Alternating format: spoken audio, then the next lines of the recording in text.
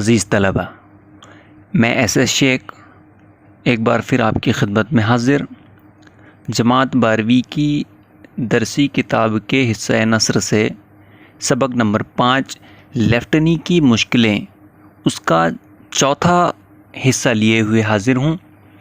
آپ حضرات نے جو ہے درسی کتاب کے پیج نمبر 30 پر یعنی کہ پیج نمبر 30 پر آ جانا ہے۔ گزشتہ باب میں ہم نے دیکھا تھا کہ ایک سرور کے عالم میں باہم گٹ پٹ کرنے لگے۔ یہاں تک ہم پارٹ 3 میں دیکھ چکے ہیں۔ اگر آپ نے وہ والا پارٹ نہیں دیکھا ہے یعنی کہ پارٹ 3 نہیں دیکھا ہے تو اس کا جو ہے میں آئی بٹن میں دے دوں گا، آپ وہاں کلک کر کے اس کو بھی دیکھ سکتے ہیں۔ آئیے اب ہم دیکھتے ہیں اس کے بعد والا پورشن۔ اتنے میں 2 خوش لباس انگریز اندر داخل ہوئے۔ پھر کیا ہوا اس کے بعد؟ اتنے میں 2 خوش لباس یعنی جس کا لباس اچھا تھا، خوبصورت سا تھا، بہترین جن کا لباس تھا، انگریز اندر داخل ہوئے۔ 2 انگریز، یہ بھی فوجی وردیاں پہنے ہوئے تھے۔ وہ جو 2 انگریز اندر داخل ہوئے وہ بھی فوجی وردیاں پہنے ہوئے تھے، لیکن ان کے بازوؤں پر 3 دھجیاں نہ تھیں بلکہ کندھوں پر پیتل کے 3 چمکتے ستارے تھے۔ پچھلے باب میں ہم نے دیکھا اس سے پہلے کہ وہ جو گورا ان کے پاس آیا تھا اس کے بازو پر 3 دھجیاں لگی تھی۔ دھجیوں کی میننگ میں آپ کو بتا چکا ہوں معنی کیا ہوتے ہیں تو۔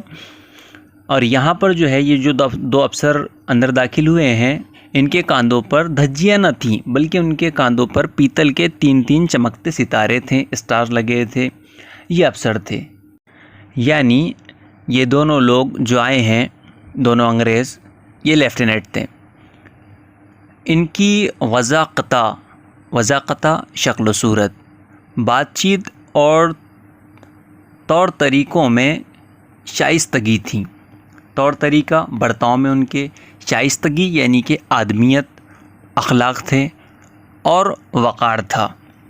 کل ملا کر یہ کہ ان کو دیکھ کر ایسے لگتا تھا کہ یہ واقعی میں افسر ہیں۔ انہیں دیکھا تو فخر سا محسوس ہوا۔ ان دونوں کو دیکھا تو مصنف کو فخر سا محسوس ہوا کہ اصولاً ہم اور یہ افسر ایک ہی لڑی کے موتی ہیں۔ اصولاً ہم اور یہ افسر ایک ہی لڑی کے موتی ہیں، یعنی دونوں لوگ ایک معیار کے ہیں۔ اصولاً اگر اصول کی بات کی جائے تو ٹھیک ہو گیا۔ آج نہیں تو کل ہمارے کاندھوں پر بھی وہی جگمگ کرتے ستارے ابھرنے والے تھے۔ دیکھیں مصنف کہہ رہے ہیں آج نہیں تو کل ہمارے کاندھوں پر بھی وہی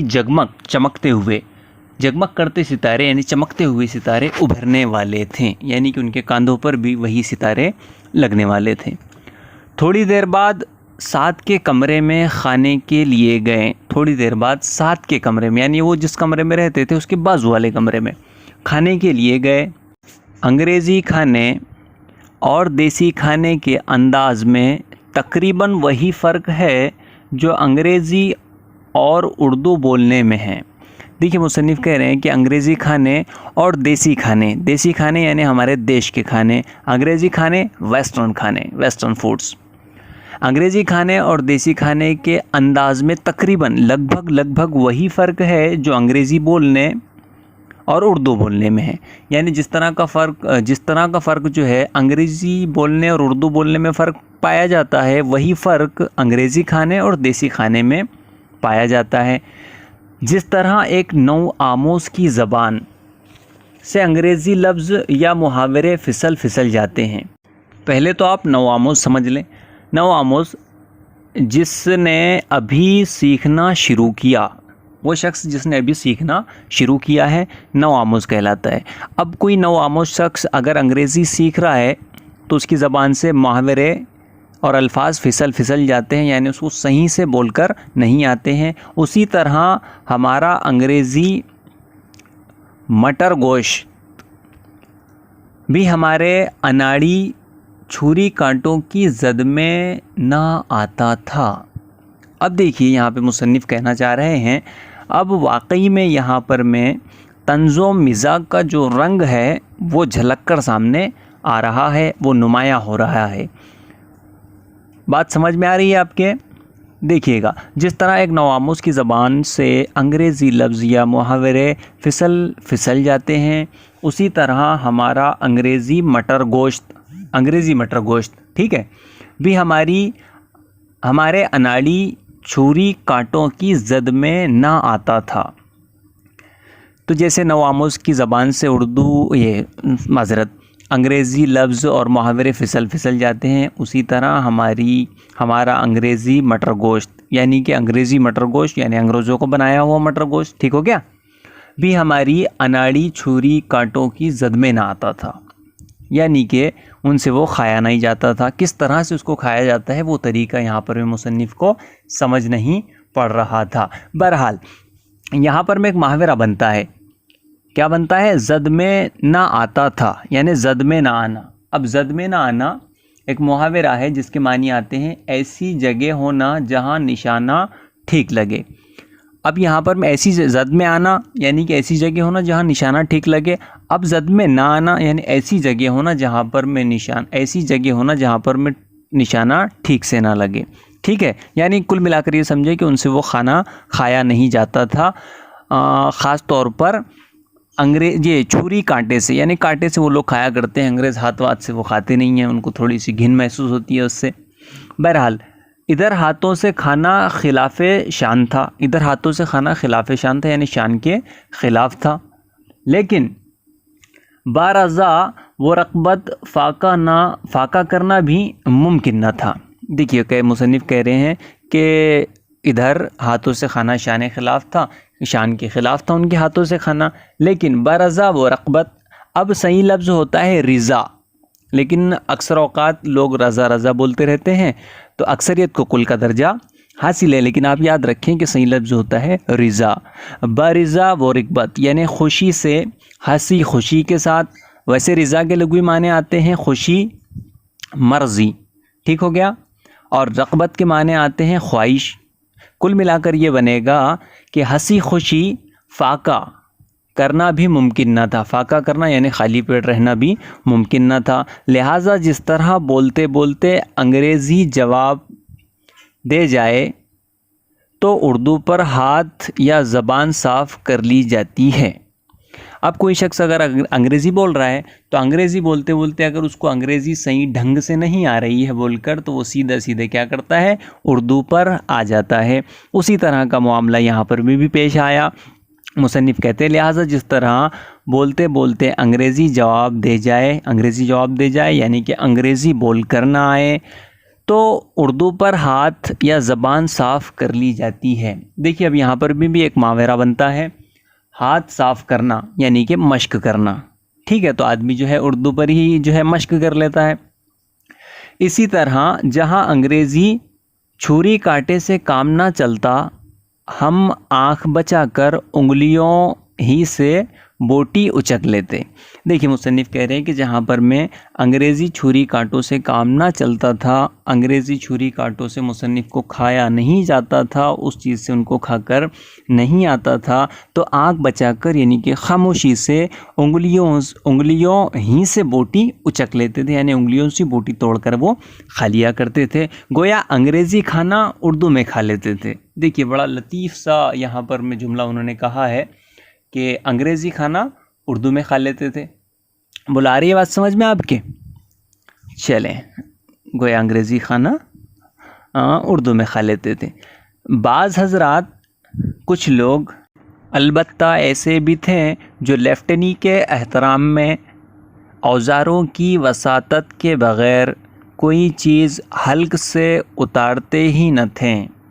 دیکھیے ان کے ساتھ مصنف کہہ رہے ہیں کہ ان کے ساتھ کچھ لوگ ایسے بھی تھے جو لیفٹنی کے احترام میں، یعنی لیفٹن بننے جب جا رہے تھے، لیفٹن بننے کے احترام میں اوزاروں سے یعنی وہی چھری کانٹے کے ذریعے، دیکھیے وساطت کے معنی آتے ہیں ذریعے، چھری کانٹے کے ذریعے سے کھانا کھا رہے تھے، بغیر اس کے وہ کھانے کو تیار نہیں تھے، یعنی بغیر چھری کانٹے کے اوزاروں کے کھانا ان کے حلق سے نیچے اترنے کو تیار ہی نہ تھا، کھانا اتارنے کو تیار ہی نہ تھے۔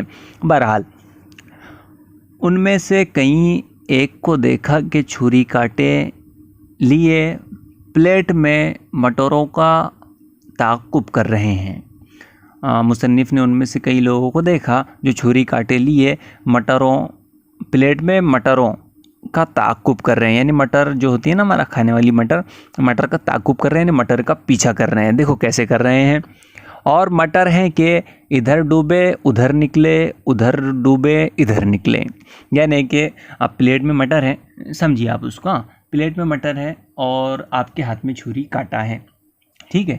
ابھی آپ پلیٹ میں ایسی چھری کاٹا مٹر کے اوپر لگا رہے ہیں، تو اس میں چھری کاٹا لگنے کی بجائے مٹر اس سے نکل کر کبھی آگے چلی جا رہی ہے، کبھی پیچھے سے نکل جا رہی ہے، یعنی کہ کبھی ادھر ڈوبے ادھر نکلے، ادھر ڈوبے ادھر نکلے، اس طرح کا جو ہے حال وہاں پر میں ہو رہا ہے۔ اور اس چیز کا بڑا تعجب ہے مصنف کو، کیونکہ یہاں پر میں تعجبیہ نشان لگائے۔ دیکھیں قصہ مختصر، کل ملا کر یہ قصہ مختصر اس کے کہ ان مٹروں کو کوئی غزند پہنچتا، یعنی کہ ان کو نقصان، گزند بمانی نقصان، یعنی کہ اس سے پہلے کہ ان مٹروں کو کوئی گزند یعنی کہ نقصان پہنچتا، بیرے پلیٹیں اٹھا کر چل دیے۔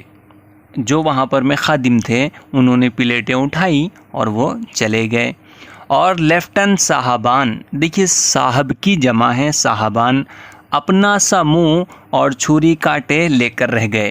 دیکھیے یہاں پر میں اب ایک محاورہ بنتا ہے، اپنا سا منہ لے کر رہ جانا، اس کو نوٹ کر لیں آپ کے پاس، اپنا سا منہ لے کر رہ جانا یعنی کہ شرمندگی اٹھانا۔ اور ایک اور اس کا معنی نکلتے ہیں، سوال پورا نہ ہونے پر شرم سے چپ رہ جانا۔ محاورہ کیا ہے یاد رکھیں اس کو، اپنا سا منہ لے کر رہ جانا، شرمندگی اٹھانا، اور معنی آتے ہیں سوال پورا نہ ہونے پر شرم سے چپ رہ جانا۔ تو کل ملا کر یہ ہوا کہ جب بیرے وہ جو خادم ہیں انہوں نے پلیٹیں اٹھا کر لے کر چلے گئے، تو وہاں پر جو مصنف کے ساتھ اور دوسرے لوگ موجود ہیں انہوں نے اپنا سا منہ بنایا، یعنی کہ وہ شرمندہ ہوئے اور خاموش وہیں پر رہ گئے۔ بعض اوقات، کبھی کبھار، دیکھیے اوقات وقت کی جمع ہیں، بعض کبھی کبھار، سمجھ لیں آپ اس کو۔ بعض اوقات یہ بھی معلوم نہ ہوتا تھا کہ بیرا جو کچھ سامنے رکھ گیا ہے اس کے ساتھ سلوک کیا کرنا ہے۔ دیکھیے مصنف کہہ رہے ہیں کہ کبھی کبھار ایسے ہوتا تھا کہ بیرا جو خادم ہے وہ چیز جو سامنے کھانے کے لیے رکھ کر جاتا تھا اس کو کس طرح سے کھانا ہے، اس کے ساتھ کیا سلوک کرنا ہے، یعنی کس طرح سے اس کو کھانا ہے۔ چنانچہ کانی آنکھ سے ان انگریزوں کو دیکھتے اور پیچھے ان اماموں کے چمچے اور کانٹے اٹھا کر رکوع و سجود میں جاتے۔ دیکھیے اب یہاں پر میں بڑی شائستگی سے ایک بات سمجھانے کی مصنف نے ایک بات سمجھانے کی کوشش کی ہے۔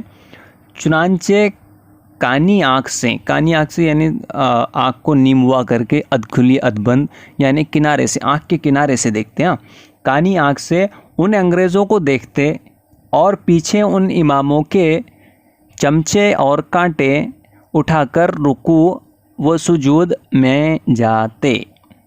یعنی آپ اس سینٹنس سے یہ سمجھیں کہ جس طرح سے وہ لوگ کھانا کھاتے تھے انگریز لوگ، ان کی نقل یہ لوگ کیا کرتے تھے خاموشی کے ساتھ، یعنی ظاہر یہ ہوتا تھا کہ ان کو سب کچھ آ رہا ہے کھا کے ان کی طرح، لیکن حقیقت حال یہ تھی کہ وہ ان کی نقل کرتے تھے کہ کس طرح سے وہ کھا رہے ہیں، کیونکہ کچھ کھانے ان کے ایسے ہوتے تھے، وہ کھانے انگریزی ہوتے تھے، اور یہاں پر ہمارے جو مصنف ہیں ان کو دیسی کھانے کی عادت تھی۔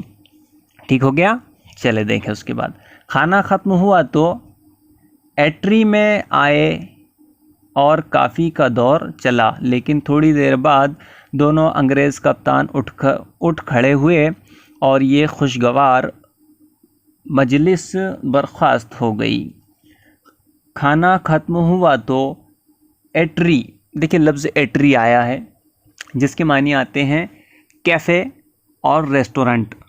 ٹھیک ہو گیا، کھانا ختم ہونے کے بعد یہ لوگ ایٹری میں گئے اور وہاں پر میں کافی کا دور چلا، کافی کا دور یعنی کافی وہ لوگ پینے لگے، لیکن تھوڑی دیر بعد دونوں انگریز کپتان اٹھ کھڑے ہوئے اور یہ خوشگوار، دل پسند، دل کو لبھانے والی مجلس، محفل برخاست ہو گئی، ختم ہو گئی۔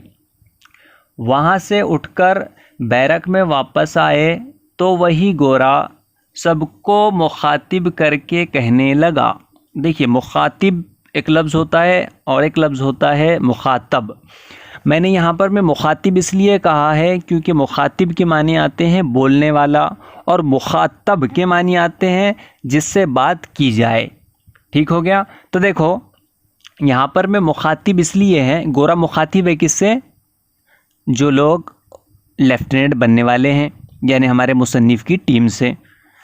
اب مصنف کی ٹیم سے مخاطب ہے, یعنی مصنف کی ٹیم سے وہ بات کر رہا ہے, یعنی وہ بولنے والا ہے, اس لیے میں نے کہا مخاطب. اور مخاطب یہاں پر میں ہمارے لیفٹیننٹ یعنی کہ ہمارے مصنف کی ٹیم ہے. سمجھ لیں آپ اس کو اچھے سے. کل صبح 700 بجے پی ٹی کے میدان میں حاضر ہونا ہے. دیکھیے کل صبح کتنے بجے؟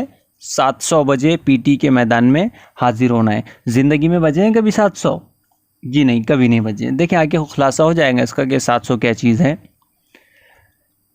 لباس بنیان نکر اور چمڑے کے جوتے, اور اتنا کہہ کر اکڑتا ہوا چل دیا. دیکھیے وہ گورا ان سے مخاطب جو ہوا تھا اس نے کہا کہ کل صبح 700 بجے پی ٹی کے میدان میں حاضر ہونا ہے. لباس بنیان نکر اور چمڑے کے جوتے, اتنا کہہ کر اکڑتا ہوا چل دیا. اکڑتا ہوا یعنی گھمنڈ کے ساتھ, گھمنڈ دکھاتا ہوا, غرور کرتا ہوا چل دیا. گویا یہ گورا باز نہیں آ رہا تھا. گویا یہ گورا باز نہیں آ رہا تھا. یہ اس طرح کا جو ہے بیہیویئر ان کو بتا رہا تھا. اس کا برتاؤ جو تھا جو کا وہی تھا. وہی حرکتیں کرتا تھا جو لیفٹینی کے منافی تھیں. دیکھیے وہی حرکتیں کرتا تھا جو لیفٹینی کے منافی تھیں. منافی یعنی کہ خلاف تھیں.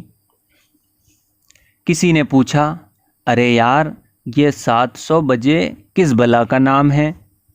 ایک صاحب بولے, بے معنی بات ہے, گورا انگریزی غلط بولتا ہے. اب آپ یہاں سے یہ نہ سمجھیں کہ گورا انگریزی غلط بولتا ہے. جی نہیں, یہاں پر میں مصنف کہنا چاہتے ہیں گورا انگریزی یعنی انگلستان کا رہنے والا غلط بولتا ہے. کیا غلط بولتا ہے؟ 700 بجے. آ رہی ہے بات سمجھ میں؟ وگرنہ آپ سمجھ لیں گے گورا انگریزی غلط بولتا ہے تو سر گورا انگریزی کہاں غلط بولنے سے رہا, گورے کو تو انگریزی اچھی آتی ہے. جی نہیں, یہاں پر میں وہ مطلب نہیں ہے. یہاں مطلب یہ ہے گورا انگریزی یعنی انگلستان کا رہنے والا غلط بولتا ہے. کیا غلط بولتا ہے؟ 700 بجے, یعنی اس کو ہندی اردو بول کر نہیں آتی ہے. ایک فوجی کیڈٹ نے آہستہ سے کہہ دیا. اس کے معنی ہے 7 بجے, یعنی کہ ایک فوجی کیڈٹ نے آہستہ سے کہہ دیا کہ وہ 7 بجے کہنا چاہتا ہے. صبح تیار ہوتے ہوتے ہم میں سے کئی ایک پی ٹی کے لیے 7 بجے سے 1-2 منٹ بعد پہنچے.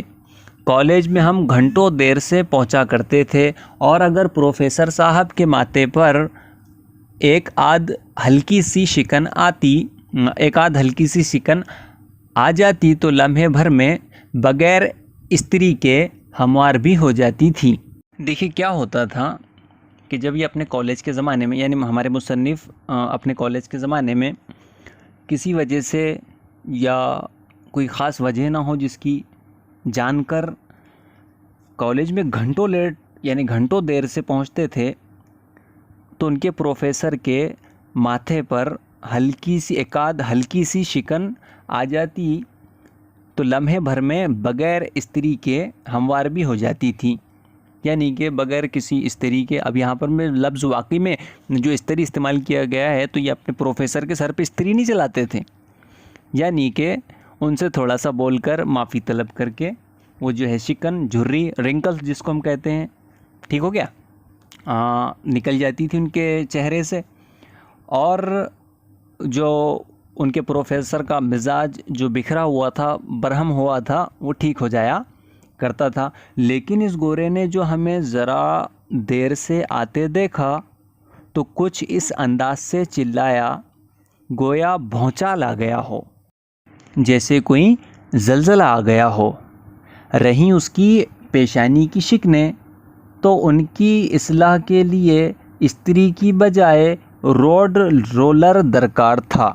دیکھیے یہاں پر کیا کہہ رہے ہیں مصنف کہ رہی اس کی پیشانی کی شکنیں، یعنی رہی بات اگر اس کے پیشانی کی جھریوں کی ہے تو اس کے لیے استری کی بجائے روڈ رولر درکار تھا، یعنی وہاں استری سے کام ہونے والا نہیں تھا، اس کے اوپر میں روڈ رولر چلانا تھا۔ تو کیا واقعی میں روڈ رولر چلانا تھا؟ جی نہیں، اسی کو کہتے ہیں طنز و مزاح۔ ہم خاموشی سے قطاروں میں کھڑے ہو گئے۔ مصنف کی جو ٹیم ہے یعنی کیڈٹ لوگ جو ہے وہ خاموشی سے قطاروں میں کھڑے ہو گئے اور پی ٹی شروع ہو گئی، اور جو ہے اس کے بعد پی ٹی شروع ہو گئی۔ پہلے تو ہمیں میدان کے ارد گرد دوڑایا گیا، یعنی ڈبل کرایا گیا۔ پہلے تو ہمیں میدان کے ارد گرد آزو بازو دوڑایا گیا، یعنی ڈبل کرایا گیا۔ ڈبل کے یہ معنی ہمیں پہلی دفعہ معلوم ہوئے۔ بعد ازاں اس کے بعد چند ایسے زاویوں پر جھکنے کا حکم ملا جو فطرت کی منشا کے سراسر خلاف تھے۔ مصنف کہہ رہے ہیں اس کے بعد ہم کو کچھ اس طرح سے جو ہے اس زاویوں سے گھمایا گیا، یعنی اس طرح کی ہم سے ورزش کرائی گئی جو فطرت کی منشا کے، یعنی کہ فطرت کی منشا، فطرت کے ایک معنی قدرت بھی آتے ہیں، ٹھیک ہو گیا، فطرت کی منشا کے، منشا یعنی کہ مطابق، اور یاد رکھیں آپ منشا کا ایک معنی آتے ہیں مقصد، اور ارادہ بھی اس کے معنی آتے ہیں، لیکن ہم یہاں پر میں سیاق و سباق کے حوالے سے لیں گے، یعنی فطرت کے مطابق سراسر بالکل خلاف تھا۔ کیا خلاف تھا؟ وہ جس طرح کی ورزش ان سے کروا رہے تھے وہ خلاف تھا، یعنی وہ جن زاویوں پر ان کو جھکنے کے لیے حکم دے رہے تھے وہ بالکل قدرت کی منشا کے خلاف تھا، یعنی کہ قدرت کی یعنی فطرت کے مطابق بالکل خلاف تھا۔ چلیے دیکھیں وقت کا بھی تقاضا ہے، ہم ایک دو پیراگراف پورے کر چکے ہیں، اس کے بعد میں اس کی ایک ویڈیو اور اپلوڈ کر دوں گا انشاءاللہ۔ لیکن آپ سے یہ گزارش ہے کہ آپ نے سبق نمبر 5 لیفٹنی کی مشکلیں، اس کا اگر پہلا، دوسرا اور تیسرا پارٹ نہیں دیکھا ہے تو آپ پہلے وہ جا کر دیکھیں، اس کے بعد اس کو سمجھیں تاکہ آپ کو پورا سبق آسانی سے سمجھ میں آ جائیں۔ اور دیکھیں اس کو آپ پوری دلچسپی سے اگر سمجھتے ہیں تو آپ کو جوابات لکھنے میں آسانی ہوں گی، پھر آپ چاہیں اس لحاظ سے جواب اس کے لکھ سکیں گے۔ بہرحال اب مجھے دیجیے اجازت۔ اگر آپ نے میرا چینل سبسکرائب نہیں کیا ہے تو برائے کرم اس کو پہلے سبسکرائب کر لیں، اور اس کی جو ویڈیوز ہیں میں وہ آئی بٹن میں انشاءاللہ دے دوں گا آپ کو۔ چلیے پھر ملتے ہیں نیکسٹ ویڈیو میں، والسلام۔